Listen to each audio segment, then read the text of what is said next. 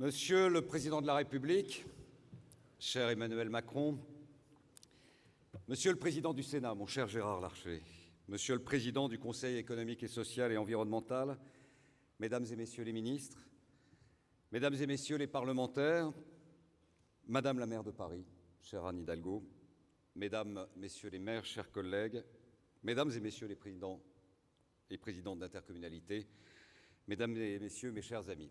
Vous avez entendu André, avec le souvenir qu'il a de l'école du Quai d'Orsay, chevillée à l'âme depuis tant et tant d'années, présentant de manière diplomatique une expression atténuée de la réalité de nos sentiments, Monsieur le Président.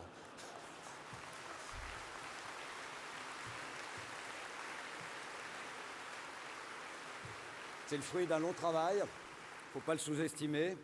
On a encore passé 2 heures ce matin là-dessus, mais nous avons favorisé de quelques confidences hier, il n'y a donc aucune surprise pour vous. Un jour, Monsieur le Président de la République, un magistrat demande à un avocat combien de temps va durer sa plaidoirie. L'avocat regarde le magistrat et lui dit « Je terminerai lorsque je serai sûr de vous avoir convaincu. Je vais prendre un peu de temps. »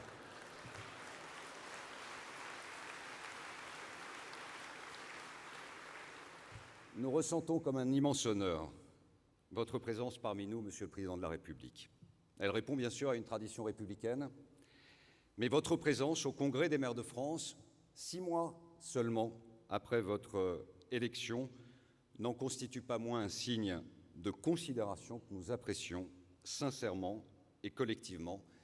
Je me permets d'apporter en codicile le fait que vous avez battu par la présence nombreuse des membres de votre gouvernement pour ce 100e Congrès des maires de France, le nombre de représentants d'un gouvernement français aux côtés et au chevet des maires de France. C'est dire si ce rendez-vous est attendu par votre gouvernement, par vous-même, comme il est attendu par nous. Je voudrais, au nom de tous les maires de France, vous souhaiter sincèrement la bienvenue ici, à ce 100e Congrès.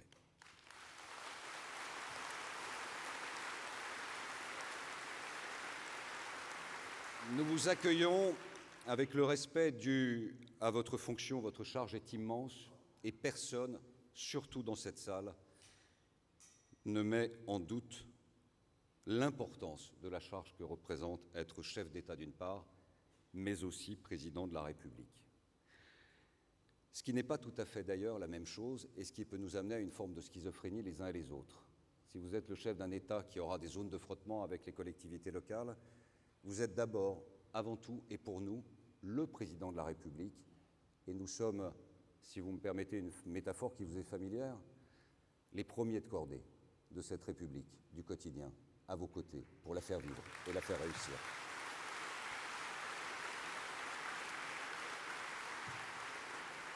Je ne vous cache pas, Monsieur le Président, que ces derniers mois d'action gouvernementale, et peut-être cette information vous est-elle parvenue, ont suscité beaucoup d'interrogations et parfois des inquiétudes.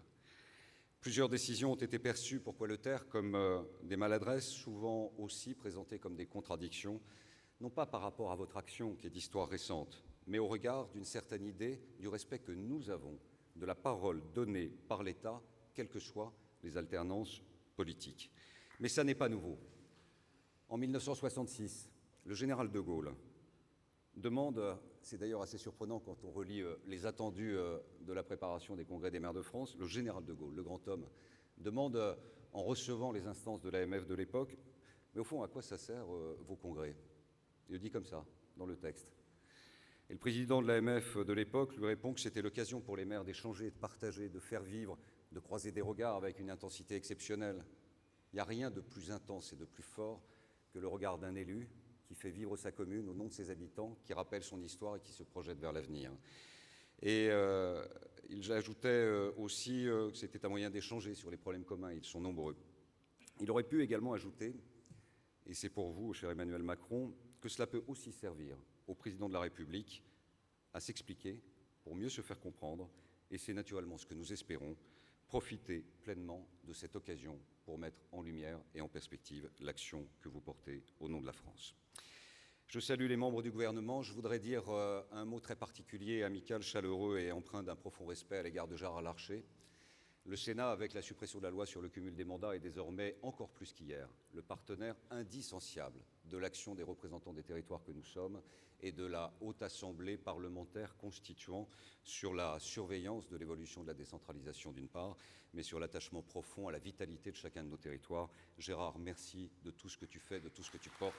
Merci de ton discours hier et merci des actions que dès à présent tu engages avec la Haute Assemblée pour nous protéger et nous défendre. Cher Anne Hidalgo, on était très heureux d'être à vos côtés, à tes côtés, aux côtés du Conseil de Paris, pour porter aux côtés de l'État la candidature de Paris aux Jeux Olympiques. Ce fut une victoire, ce fut un honneur, c'est la victoire de la France, sache-le, et nous le ressentons tous, c'est la victoire de toutes les communes de France. Merci et puis bonne chance pour la préparation. Je voudrais enfin, si vous me le permettez, saluer tous les membres des associations présidant justement aux directions d'un milieu associatif très dense, mais qui est très précieux et qui forme ce que l'on appelle le bloc communal. Je veux saluer la présence de Jean-Luc Moudinque, maire de Toulouse, qui est président de France Urbaine et qui travaille main dans la main, même si les problématiques des métropoles ne sont pas tout à fait de la même nature, mais nous le savons tous, que celui des petites communes de France. Je veux saluer Caroline Cailleux, maire de Beauvais, présidente des Villes de France, toujours là, toujours présente, toujours disponible, toujours efficace. Je veux saluer encore aujourd'hui Olivier Dussopt, président des Petites Villes de France, qui lui aussi ne ménage pas sa peine pour défendre la cause de nos communes. Je veux saluer Jean-Luc Rigaud, le nouveau président de l'Association des communautés de France, maire d'Annecy. Sa tâche est également importante. Je veux enfin saluer Vannick Berberian, complice de toujours. Je tairai toute une série de confidences nocturnes dans une petite gare nuitamment observée du côté de la Souterraine, mais ça nous regarde. Maire de Gargilès-Dampierre, président de l'Association des maires ruraux de France. Je veux les remercier de leur présence, je veux les remercier de leur engagement. Je veux le remercier d'avoir accepté de participer de manière un peu plus régulière, récurrente et intense à nos travaux. Et je veux le remercier de faire l'unité autour de nous pour que l'État puisse avoir un partenaire stable, solide, loyal et efficace. Je veux saluer enfin le nouveau président de l'Association des régions de France, Hervé Morin, qui vient d'être élu. Et je veux saluer à nouveau la présence toujours fidèle à nos côtés de Dominique Buchereau, président de l'Association des départements de France. Il s'agit donc du 100e congrès des maires de France. C'est dire si notre histoire se confond avec toute celle des Françaises et des Français. C'est dire aussi si l'histoire de ces communes, qui est au fond l'histoire des filles de la Révolution immédiatement après, et aussi petites filles des organisations territoriales venues du fond des âges et bâties au fil du temps. C'est dire la permanence et l'importance du rôle et de la place des communes. Toutes les études d'opinion vont dans cette direction. Monsieur le Président de la République, vous qui incarnez la France, les communes sont vécues par tous les Français comme étant leur petite patrie. Il y a la grande patrie, qui est la France, et il y a la petite patrie, qui est le coin de la rue de chacune de nos communes, les deux ne faisant qu'un pour faire vivre la République. Nous ne venons donc pas de nulle part. Nous avons une histoire. Et pourtant, nous sommes des hommes et des femmes pleinement de notre temps. Nous ne sommes animés d'aucune nostalgie, d'aucune mélancolie. Nous ne sommes pas les porteurs du bon vieux temps, qui ne sommes pas aussi les animateurs ou les derniers survivants d'un monde qui aurait disparu. Nous vivons tout simplement au rythme de la France, celui du quotidien. Nous illustrons sa diversité dans ses sensibilités, ses engagements, sa diversité géographique. L'histoire d'un pays est dans sa géographie. Et la géographie, souvent, s'est organisée autour, évidemment, de systèmes de points de vue et de points d'eau qui, ensuite, ont structuré des bassins de population. Et c'est comme ça que, petit à petit, la commune est venue jusqu'à nous. Elle est extraordinairement précieuse. Chaque matin, nos mairies ouvrent leurs portes pour s'occuper du jour qui vient et préparer ceux d'après. Être maire, Monsieur le Président de la République, c'est plonger dans la vie des Français comme aucun autre mandat n'en donne la possibilité. Être maire, c'est connaître notre pays dans son intimité, dans ses espoirs et dans ses doutes également. Être maire, c'est recueillir quelque chose qui est assez extraordinaire, qui est une chance immense. Chaque jour, les confidences de nos concitoyens sur des sujets qui dépassent largement, tellement nos compétences écrites dans la loi.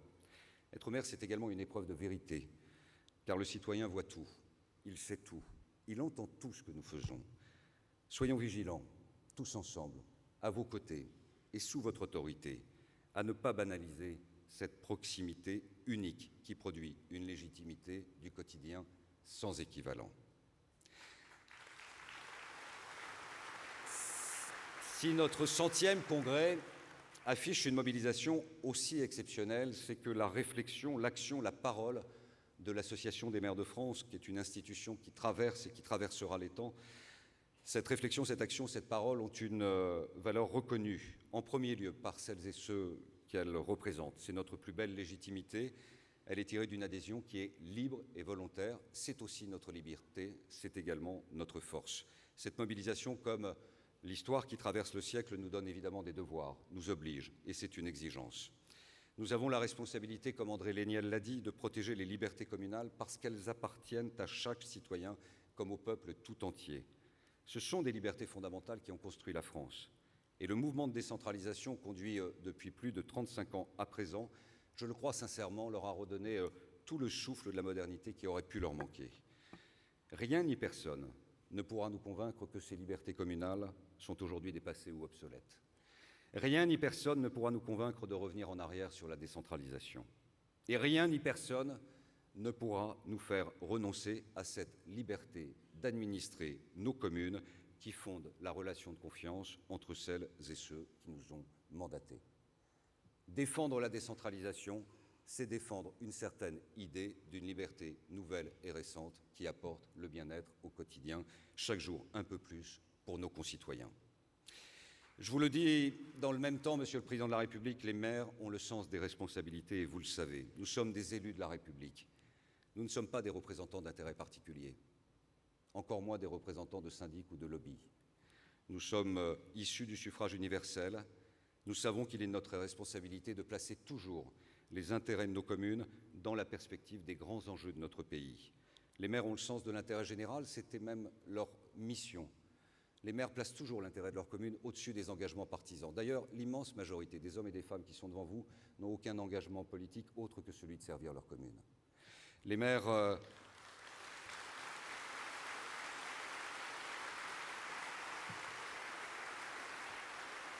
se donnent sans compter, regardent, écoutent, suivent évidemment l'actualité gouvernementale, tellement la production de l'État compte aussi pour l'organisation des services que nous proposons à nos populations.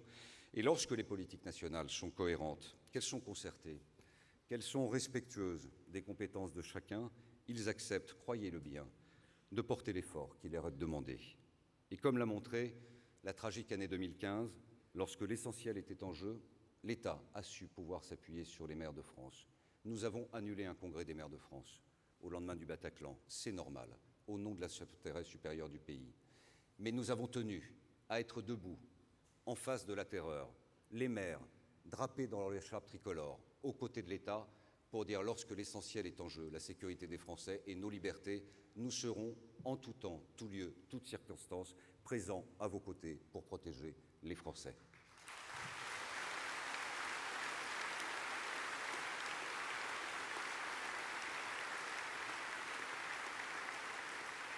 Alors, Monsieur le Président de la République, je peux vous assurer de la loyauté des maires de France dans cette volonté de dialogue avec les pouvoirs publics que vous instaurez. Elle n'a jamais été prise en défaut et cette loyauté se complète naturellement d'une exigence réciproque d'écoute, de sincérité et de vérité. La vérité, il faut le dire, c'est que depuis 7 ans, nous avons collectivement, tout gouvernement confondu, conduit une politique de réduction très forte des ressources des collectivités locales au nom de la maîtrise de nos déficits. Et je le dis très librement, j'en prends toute ma part. J'ai été le premier ministre du Budget à engager le gel des dotations dans le cadre de l'impact de la crise financière sur nos finances publiques. La responsabilité n'est donc pas celle portée par votre gouvernement, ni naturellement votre action, mais c'est bien la profondeur de champ de ces 7 années qui vous amène, vous, en responsabilité historique, à prendre la mesure de la correction nécessaire par rapport à une politique qui, à l'origine, était une politique d'urgence, où chaque acteur, source de dépenses, devait apporter sa contribution pour réduire des déficits qui, vous le savez, étaient montés à plus de 8%. Mais petit à petit, laissant la bride sur le cou, nous avons laissé dériver cette politique qui a continué à asphyxier petit à petit nos collectivités, nos communes, par les mêmes laissant l'État lui-même poursuivre sa propre politique folle de course à l'endettement. C'est d'ailleurs si vrai que la part de la dette de l'État dans la dette publique va monter à près de 90%, quand celle des collectivités locales va descendre à près de 5%. Nous sommes donc tous collectivement responsables, mais il vous appartient, à vous, cher Emmanuel Macron, d'en corriger désormais le tir. Entre 2013 et 2016, la réduction du déficit public total a été portée, je veux le dire pour celles et ceux qui nous écoutent, aux 2/3 par les collectivités. Les 2/3 de l'effort de l'amélioration de la situation française à la fin de la présidence Hollande, c'est nous qui l'avons apporté. Et l'État, lui, a continué. Et nous représentons moins de 20% de la dépense nationale. Je rappelle que le grand bloc de dépenses publiques, c'est la sécurité sociale. On est à plus de 630-640 milliards. La deuxième source de dépenses, c'est l'État, 280 milliards hors dettes et pensions. La plus petite source de dépenses sont les collectivités locales, 230 milliards. Sauf que nous, on porte 70% de l'investissement public. Et qu'à l'intérieur de ces 70%, je le rappelle, 60% de l'investissement, du soutien à l'activité économique, porté par les communes et les intercommunalités, et on leur a demandé de porter l'effort à plus de 60%. Le résultat, c'est qu'on a eu un effondrement de l'investissement public de 25% en l'espace de 2 ans et demi. Les quelques 0,6-7 de croissance qui nous manquent par rapport à la moyenne européenne sont liés directement aux mesures collectivement prises par la réduction de l'implication de l'argent que l'État devait aux collectivités locales et qui a ensuite un impact sur cet investissement. Alors, dès vos premières mesures, et nous en avons été heureux, Monsieur le Président de la République, vous avez mis en place une conférence nationale des territoires. Nous avons porté cette idée dans le Rassemblement des maires de France il y a quelques mois. Vous l'avez retenue, ce qui souligne votre capacité d'écoute et de puiser auprès des bons auteurs, probablement les meilleures citations et les meilleures sources. Nous vous en félicitons. Et je vous encourage évidemment à poursuivre sur toute une série de sujets. Donc la méthode, incontestablement, est la bonne, et c'est le chemin à suivre. Cette conférence des territoires va enfin mettre autour de la table, dans une discussion, un dialogue, l'État d'un côté, les représentants des différents ministères et les représentants des collectivités territoriales. D'ailleurs, le 17 juillet, nous vous écoutions avec attention, vous citiez Lévinas et vous disiez « la confiance, c'est l'autre ». Alors, je vous le redis, dans le cas présent, l'autre, c'est nous. Et on a encore un peu de travail à faire.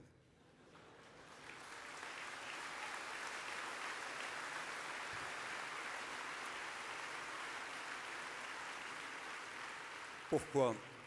Parce que vous avez eu une excellente idée de nous réunir, et si vous me permettez l'offense de m'élever au-dessus d'une condition qui n'est pas la mienne, de vous adresser en revanche un regret, vous l'avez doublé d'une très mauvaise idée, celle de passer de votre engagement de campagne de 10 milliards à 13 milliards le jour même de l'ouverture de la Conférence nationale des territoires. Je ne vous le cache pas, ça a quelque peu altéré le caractère convivial, sympathique et amical, qui est toujours la nature profonde des relations que nous avons depuis un certain nombre de mois, lorsque nous discutons ensemble d'un certain nombre de sujets, pendant des temps dynamiques comme pendant des temps d'accalmie, de paix, mais aussi de volonté de travailler en commun. Nous n'avons pas compris ce passage de 10 à 13 milliards. Bien sûr, on peut entendre le message, l'audit de la Cour des comptes, la situation dramatique, mais on a toujours connu ça. J'ai moi-même encore en mémoire une note de Bercy qui a abouti ensuite à une dissolution et à un changement de majorité.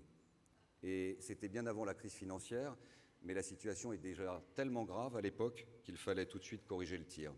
Alors on corrige le tir, mais on le fait encore un peu sur le dos des collectivités locales. Ensuite, nous avons appris au lendemain de la Conférence nationale des territoires les annonces de surgel budgétaire qui portaient exclusivement sur la DETR, sur les contrats de ruralité, sur la politique de la ville. Là aussi, même si les communes de France sont bonnes filles, elles interprètent assez vite ce que ça veut dire. Moins d'argent pour des projets déjà lancés et donc des difficultés de bouclage. Alors, sans rentrer vraiment dans le détail, je veux juste tout de même vous rappeler que le tendanciel qui est proposé par l'administration de Bercy ne permettra pas d'atteindre les objectifs. Je vous renvoie aux travaux de la Cour des comptes, de la Commission des finances du Sénat, qui nous dit très clairement qu'à 1,2% de tendance d'augmentation, on sera plus proche des 20 à 21 milliards à la fin du mandat municipal que des 13 milliards déjà augmentés par rapport aux 10 milliards quelques mois précédemment. Mais là encore, vous n'êtes pas l'unique responsable, car nous avons connu ça exactement de la même manière il y a 3 ans. Il y a 3 ans, on nous avait dit que ça va être 11 milliards. Et quand on a fait le calcul à la fin, et nous l'avions dit, ça a été 28 milliards par rapport aux dotations que nous devions avoir en année 2012-2013. C'est un volume immense. C'est pour cela qu'il faut reprendre la bride et c'est la raison pour laquelle nous vous demandons instamment de donner le cap et la direction à suivre pour faire vivre ce qui est une réalité, que la décentralisation a besoin de moyens. Votre gouvernement doit évaluer sincèrement la trajectoire financière, puisqu'il veut l'encadrer dans un dispositif de contractualisation imposé aux 319 collectivités et groupements qui représentent les 2/3 de la dépense publique locale.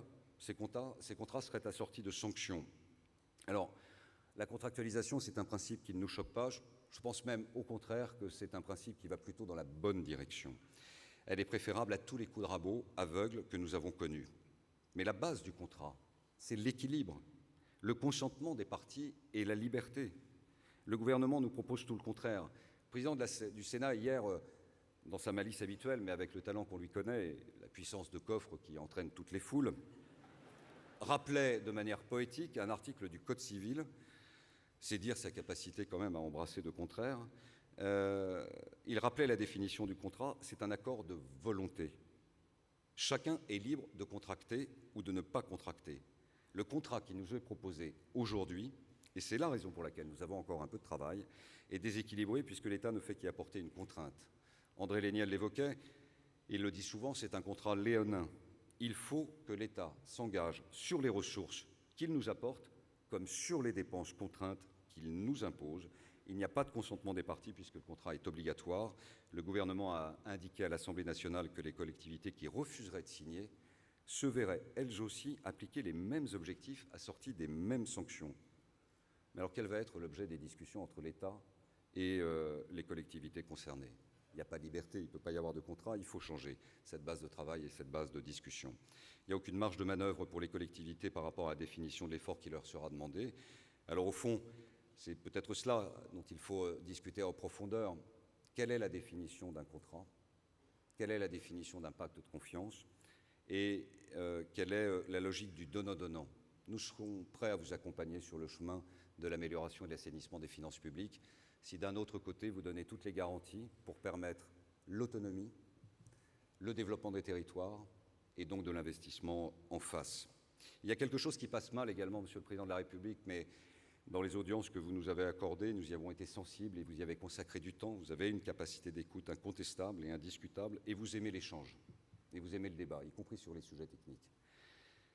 Mais nous vous le redisons, cette double règle d'or ne passe pas du tout. On a une règle d'or. On ne peut pas emprunter de l'argent, nous, pour financer des déficits. On n'a pas le droit d'être en déficit. Si on a un déficit, on passe sous la coupe du préfet. Et c'est le préfet qui augmente les impôts pour améliorer la situation. Pourquoi nous imposer encore, en plus, un cadre général qui n'aura d'autre effet que de tuer l'investissement au long cours ? Ça veut dire que vous allez nous en demander de nous couper un tout petit peu la tête, un petit peu plus les jambes, mais de continuer à aller aussi vite que par le passé. Or, on aura une vision un peu abîmée et certainement une qualité de vélocité qui sera beaucoup moins proche du Usain Bolt, ce qui nous est demandé pour continuer à développer nos territoires.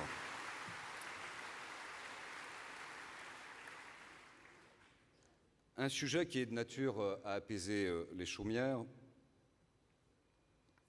Les quelques bûches commencent à rentrer d'ailleurs dans les foyers. C'est la taxe d'habitation. Alors évidemment, ça n'est pas une surprise. Et moi, je n'ai pas oublié le rassemblement où je vous avais accueilli comme président de l'Association des maires de France. Vous étiez à l'époque candidat à l'élection présidentielle. Souriant, détendu. Vous avez été sifflé, puis vous avez été applaudi, car les gens avaient salué votre courage. Je vous avais raccompagné, vous avez souhaité bonne chance. Vous avez gagné. Ce n'était pas le cas de tout le monde. Et vous êtes devenu président de la République.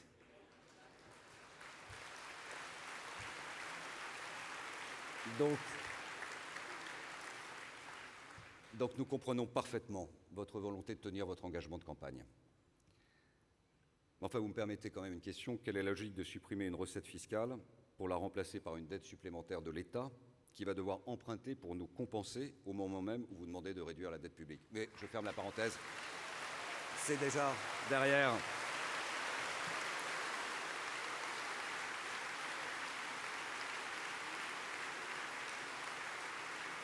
Savez-vous que dans le texte de la première partie qui est votée en loi de finances, Monsieur le Président de la République, il va y avoir 7000 communes qui n'auront plus que 5 contribuables. Moi, je crois le président du Sénat, Gérard Larcher, quand il dit qu'il y a quand même une interrogation constitutionnelle. Juste le principe de l'égalité devant l'impôt garanti par la déclaration du 26 août 1789, confirmée par toutes les jurisprudences constitutionnelles, amène légitimement les parlementaires à faire leur travail pour la saisine. Et ça pourra peut-être aider à éclairer justement un chemin que nous vous demandons. Au fond, nous vous demandons d'ouvrir un grand débat sur la fiscalité locale. Moi, je pense que tous les gouvernements ont apporté leur contribution. La taxe professionnelle a été supprimée par un autre président de la République. Elle a finalement, et je ne sais pas si Descartes y a retrouvé ses enfants, été remplacée par 3 autres impôts, plus 2 autres contributions. Je pense que si vous prenez en main ce cadre général d'une grande mise en perspective de ce qu'est un impôt local moderne, c'est-à-dire au fond de garder le lien étroit, et c'est ça que nous vous demandons, profond et puissant, entre l'habitant, qui est usager du service public, mais qui est également citoyen, qui est administré et qui est un acteur, et qui finance ces services publics, qui en a besoin, qui les demande. Garder ce lien entre l'habitant et la commune, c'est le cadre le plus général. Imaginons ensemble un impôt local. Ouvrez ce débat. Nous serons à vos côtés pour y réfléchir, le dessiner et au fond l'offrir à nos compatriotes. Dans quelques autres sujets sur lesquels évidemment il nous a été amené à nous prononcer, tout ce cadre général qui ne fait que nourrir des âmes sombres qui ne vous aideront pas dans la réussite de la transformation sincère que vous portez de notre pays. Nous devons tous être côte à côte pour lutter contre les populismes. Tous les discours qui consistent à dire il y a trop d'élus, ils coûtent cher, et à quoi ça sert, et ça fait des ronds-points qui atterrissent dans des champs, et c'est des cocktails, et c'est des petits fours, en montrant du doigt les dépenses de fonctionnement qui augmentent. Je rappelle d'abord que les dépenses de fonctionnement, c'est juste l'introduction budgétaire du financement des services publics.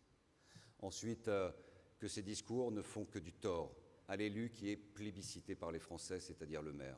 Un sondage est sorti encore aujourd'hui, marquant l'attachement viscéral, profond des Français à leur maire. Alors nous vous le demandons, d'être le garant et le protecteur de ces élus de proximité, qui la plupart du temps sont des bénévoles, des gens passionnés, qui le dimanche matin, lorsque la nuit tombe l'hiver dans un grand fracas à 16h30, sont toujours là sur le terrain de foot pour le petit match de district des Benjamins, pour permettre d'aider ces gamins à rester dans leur territoire, grandir, rester dans l'école, poursuivre leur parcours et ensuite incarner aussi une certaine idée des racines et de l'enracinement de chacun des villages de France.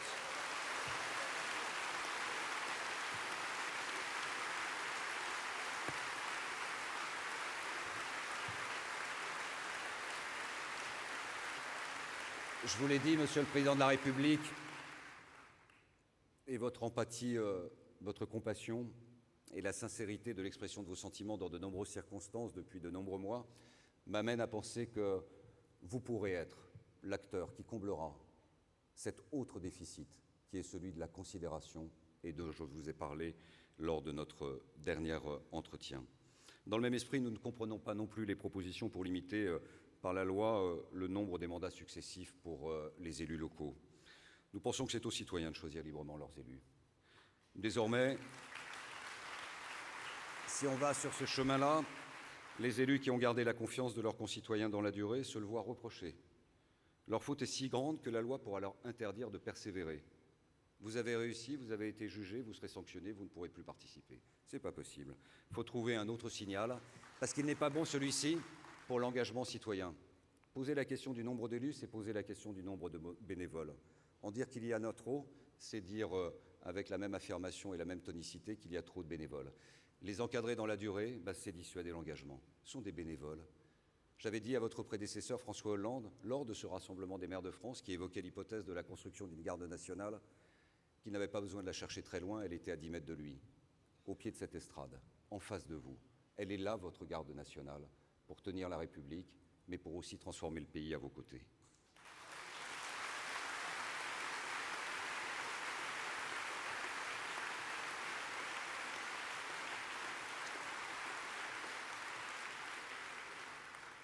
Alors nous vous demandons évidemment quelques clarifications. Je ne reviens pas sur ce qui a été évoqué dans la motion. Je rappelle juste que nous sommes demandeurs d'un texte spécifique. Il y a bien une loi de financement de la sécurité sociale. Il y a bien une loi de finances pour le cadre général des dépenses de l'État. Pourquoi n'y aurait-il pas une loi de finances des collectivités locales? Nous aurions ainsi, devant l'opinion publique, portés par la représentation nationale, les éléments du débat, des liens financiers entre l'État et les collectivités locales. Alors bien sûr, ce serait contraignant pour les membres de votre gouvernement. Ils viendraient là et seraient dans l'obligation de dire voilà ce que nous allons imposer comme normes, voilà ce que nous allons proposer comme dépenses supplémentaires. Mais comme on a une petite idée derrière la tête, je vous la donne immédiatement et la mets sur la table, on propose un article 40. Comme ça, le ministre qui viendra dans le débat budgétaire de cette loi de finances des collectivités locales aura l'obligation de trouver le gage par rapport à la dépense supplémentaire. Il pourra y avoir des dépenses supplémentaires, mais ce ne seront pas les communes qui les trouveront, ce sera l'État qui les trouvera.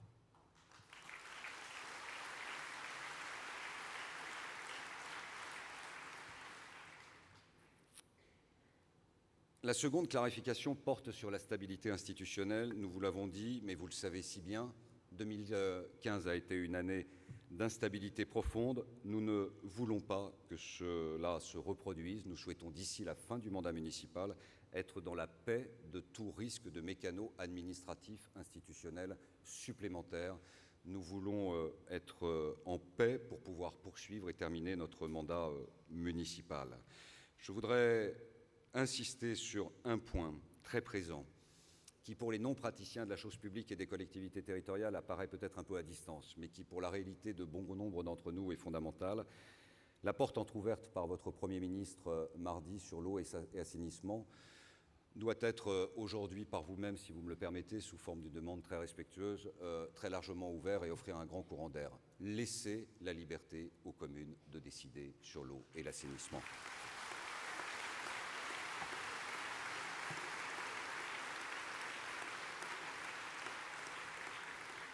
Je ne reviendrai pas plus longuement sur les mesures qui ont concerné le logement social. Pourquoi avons-nous fait cause commune sur les problématiques soulevées et portées par l'Union sociale de l'habitat auprès de votre gouvernement et de vous-même? Pour deux raisons. La première, c'est que nous apportons par les garanties financières une capacité pour les offices publics de l'habitat de négocier avec les banquiers et les créanciers leur taux d'intérêt. Et c'est cette négociation par nos garanties qui permet de produire un loyer modéré et d'atteindre l'objectif d'accompagner des personnes aux revenus faibles dans une logique d'habitat collectif souvent, et ensuite éventuellement d'accession à la propriété. La deuxième, c'est que ces garanties reposent sur 130 milliards. On n'a aucune garantie sur les garanties. Donc s'il n'y a pas de garantie sur les garanties, que va-t-il se passer? Les maires vont procéder à une réduction de leur implication vis-à-vis des offices publics de l'habitat, qui eux-mêmes seront déstabilisés par le modèle économique, puisqu'ils auront des autofinancements presque négatifs pour 122 d'entre eux d'ici la fin de l'année. Et vous avez raison de dire que dans ce monde des offices publics ou des bailleurs sociaux, il y a évidemment des dedues dormantes. Elles sont 70, elles ont une trésorerie opulente, mais pas toutes. Et c'est bien le problème d'une mesure, au fond, à assiette large, mais à taux faible, et qui tombe un peu comme une guillotine. Je pense que de ce point de vue, rouvrir le jeu, comme l'a souhaité le président du Sénat, sous votre autorité et votre impulsion avec une conférence du logement, devrait permettre d'apaiser les tensions et de donner une nouvelle direction. Je voudrais enfin adresser nos chaleureux remerciements pour leur présence, leur engagement, la vitalité aussi qu'ils représentent dans les associations départementales de nos collègues ultramarins que je vous demande d'applaudir profondément et puissamment.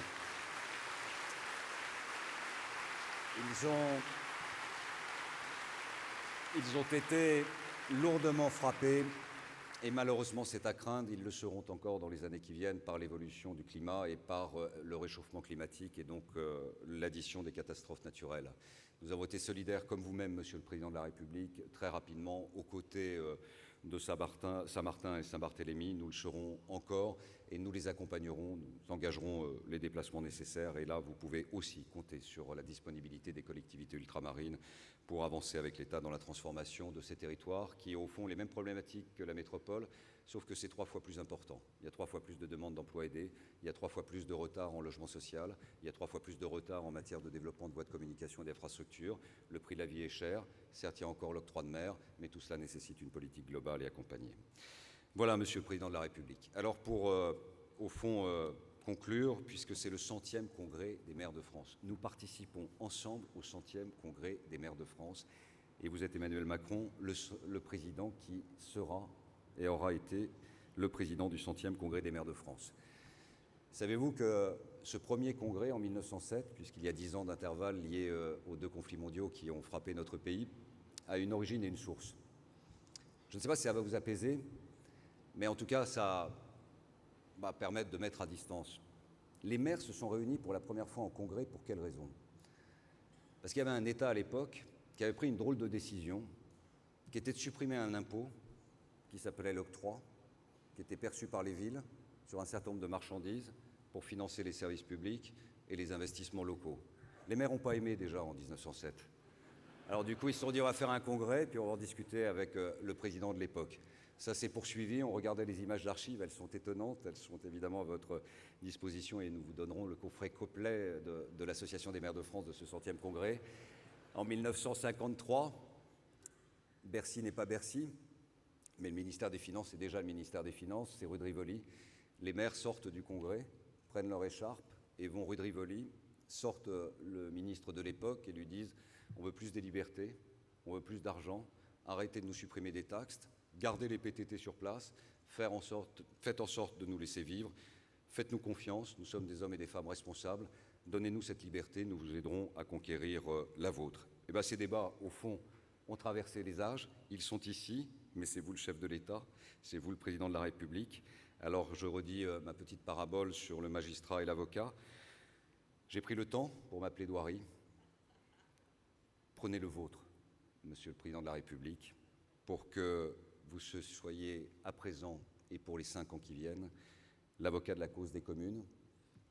Tous les avocats défendent une cause, on assure la défense.